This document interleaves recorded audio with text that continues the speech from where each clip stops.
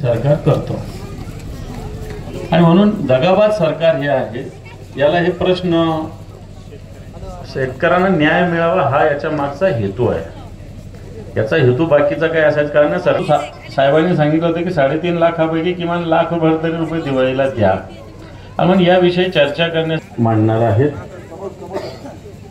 मी मुरली नवले यांना विनंती करतो की आपण शेतकऱ्यांची जी काही भूमिका असेल ती इथं मांडावी। सर्वप्रथम नाही तो साहेब तुमचं पालेगावाच्या वतीनं सर्वशः हार्दिक हार्दिक अभिनंदन। कारण सेनेची स्थापना झाली तेव्हापासून बाळासाहेबाला ओळखणारा हा बेटले ज्वारी युगून साहेबांच्या सभेला गेलेले माणसं आहोत, म्हणून तुम्हाला आवर्जून सांगायचं तर बाकी विषय लांब होणार नाही। बिकट परिस्थिती शेतकऱ्यांकडे जे काही कापूस सोयाबीन आलं होतं ते सर्वस्व पावसानं निघून गेलं।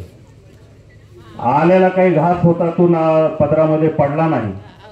दुसरी गोष्ट अशी आहे की त्याला किंवा त्यांनी घोषणा केली परंतु 6 महिन्यानंतर करणार आहेत। मग 6 महिन्यानंतर घोषणा करून काही उपयोग होणार नाही। आज ती कर्जमाफी संपूर्ण कर्जमाफी शेतकऱ्यांना आवश्यक आहे। दुसरा मुद्दा असा आहे की शेतकऱ्यांना आत्ताची आत्ता जसं अतिवृष्टी झाली की लगेच त्यांना मदत मिळायला हवी होती। लाखो रुपयाचं नुकसान झालं आणि तुटपुंजी मदत शासनाकडून मिळालेली आहे। एक त्यांच्या गाई म्हशी वाहून गेल्या, गुरढोर वाहून गेले। काही काही व्हिडिओ असे पाहिले आम्ही साहेब की त्या घरी माणसं सुद्धा म्हणजे असं रडत होत। म्हणून तुम्ही या ठिकाणी आलात, शेतकऱ्यांच्या व्यथा जाणून घेण्यासाठी आलेला आहात आणि आपल्या भारतात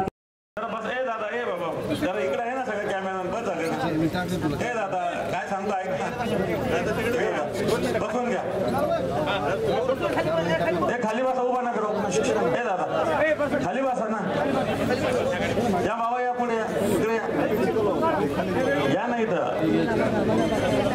मागच्या शेतकरी होताही। आपण याविषयी चर्चा करण्यासाठी साहेब आपल्यामध्ये आलेले आहेत।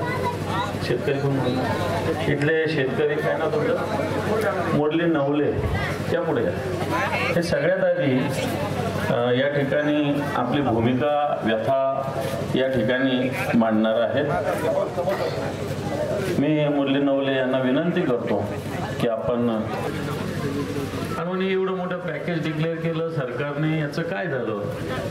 कारण सरकार हे पॅकेज तर देत नाही, उलट दगाबाजी आपल्या सगळ्या शेतकऱ्यांशी सरकार करतो आणि म्हणून दगाबाज सरकार हे आहे। याला हे प्रश्न आपण पॅकेजचा विचारण्यासाठी माननीय उद्धवजी ठाकरे साहेब येणार आहे। विचारणा म्हणजे काही शेतकऱ्यांना न्याय मिळावा हा याच्या मागचा हेतू आहे। याचा हेतू बाकीचा काय असायचं कारण सरकारने जर पॅकेज दिलं तर मला असं वाटतं काय हरकत नाही। अतिशय बिकट परिस्थिती शेतकऱ्यांकडे जे काही कापूस सोयाबीन आलं होतं ते सर्वस्व पावसानं निघून गेलं। आलेला काही घास होता तो पदरामध्ये पडला नाही। दुसरी गोष्ट अशी आहे की त्याला एकूण तिकून काही आलं तर त्याला हमी भाव नाही, भाव असणारा योग्य मिळत नाही आणि अतिवृष्टीनं आपलं शेत गुरढोरं घरदार मोठ्या प्रमाणावर वाहून गेली। आणि हे सगळं केल्यानंतर माननीय उद्धवजी ठाकरे साहेबांनी पूर्ण मराठवाड्याचा जवळपास 5 जिल्ह्याचा दौरा केला होता आणि या दौऱ्यानंतर सुद्धा शेतकऱ्यांचा एक मोठा मोर्चा संभाजीनगरात काढला होता। दरम्यानच्या काळात राज्य सरकारने जवळपास 31,500 कोटी रुपयाचं पॅकेज जाहीर केलं। जिरायती जमिनीला 8,500 रुपये, बागायत्या जमिनीला मला वाटतं 17,500-18,500 रुपये, जे फळबाग आहे त्याला